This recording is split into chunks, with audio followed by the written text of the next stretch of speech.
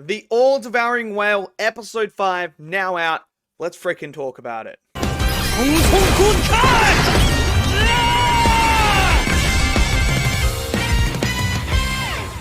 The newest episode of The All-Devouring Whale is now out for you guys to go and check out, and man, we got some interesting stuff happening here. This episode, there was a little bit of action, but not a lot, but it was all world building as we take the next steps in this journey of watching this pavilion rebuild itself from the ground up, as we all know the fall from grace after Master Fan died. So we pick up where we left off. And now they're going to go in and they're going to go into the selectional trial sort of thing, where we saw in the first episodes where you can go in, you participate in some, challenges and trials to upgrade your status. So they are going in there to do that now. So they're going in to create from D class up in that way. And this is where we get the interesting thing. So when they're going there, there's only a select handful throughout the territory that can actually go and compete. So they must narrow the numbers down. And this is where we get the moment where these other people who stole from this pavilion before, they are like, okay, well, guess what? We're taking over. So then a big fight breaks out, essentially. And that little puppy bro is just, dude, his move of peeing on people is so OP. Bro just basically poisons someone with it. And I'm sitting there, I'm like, yo, this dog's insane. The Vine dude comes out and does it. And meanwhile, the other members, they take out the other ones that are a problem. And this is where they're like, cool, you're gone. We are now going to go compete. So this is where they go to the next bit, where they get on these giant, like, bird, cat-like and spirit pet thingies with wings. And they fly over to where they're going to stay. And this is where they get introduced to other characters who are essentially the people that are going to be looking after them while they're doing the trial.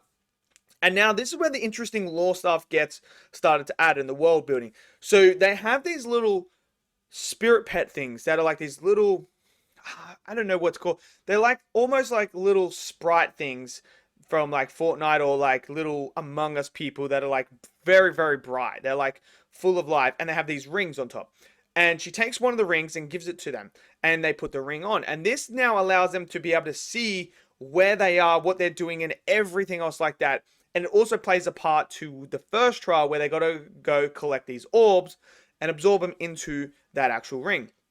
So it's very, very interesting, the way that it's all going.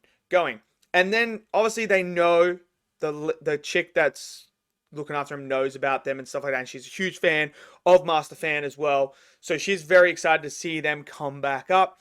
And then this is where they go to the island. So they're going to go do it. Now, we have the snake chick. She is here. She's part of the examination team. And her brother is the head. He's the one overseeing it all. So it's going to be interesting to see when they figure out, oh, this guy, the one that took my snake, because remember, the brother knows about it now. That's going to be an interesting thing. But another bit of lore that they added in here is, we know that you have spirit pets, but you can get parasite pets.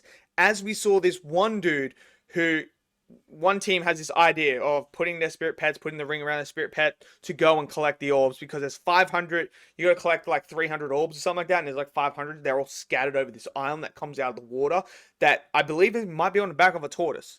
That's what they said. So that's an interesting thing as well for the world building, that there's giant tortoises with the thing. The Asian cultures love their giant tortoises with the island on the back and stuff like that. So they're doing that, and then this is where this guy captures them, and they're like, what's going on? And he changes. His arm turns into this spirit pet. It's like a parasite thing with a giant mouth.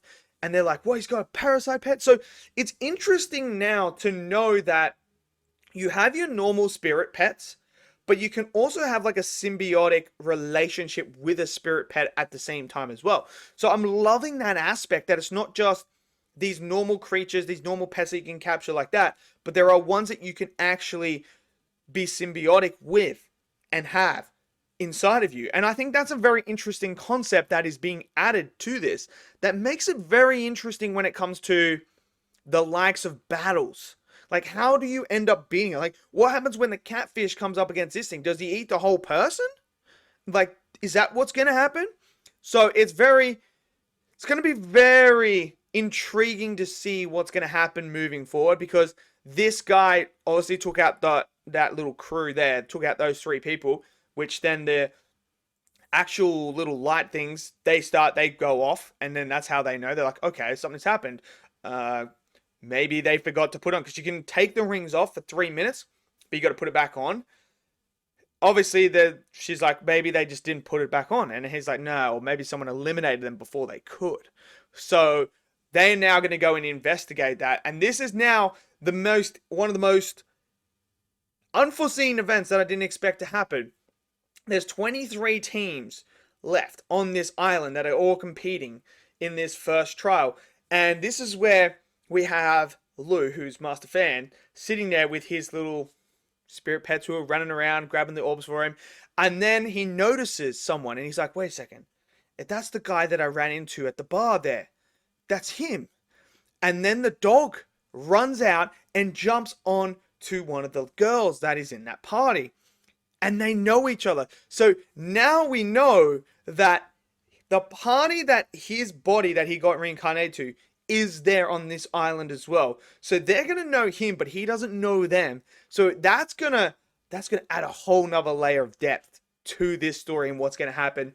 And when they figure out that he's actually with a different pavilion now, how does this all play in? So I thought it was a great episode. It really is adding more lore and showcasing new different things with these spirit pets and how things could progress moving forward. And it's also got some interesting storylines that I'm very intrigued to see how they go, what happens with them, and how does this conflict end? How is this going to happen? And what is going to happen with the chick who lost the snake man? What is she going to think when she sees this guy? All hell's going to break loose. Like, I can just see it. But again, animated beautifully. They're nailing every episode right now. This is so enjoyable, man. This donghua is so enjoyable. I'm loving this idea. You know, yeah, it does sort of feel like Pokemon and Digimon in a way, except I feel like it's its own unique way. It takes both elements from both of them, but then creates its own uniqueness that I think just takes it to its own thing. And I like that about it. So let me know what you guys thought of this episode. Did you guys enjoy episode 5? Did you not? Smash it down in the comment section below. What are your theories? What do you think is going to happen moving forward? So yeah, I want to know that. And yeah, I'll see you guys next video. Until then, stay safe and peace out.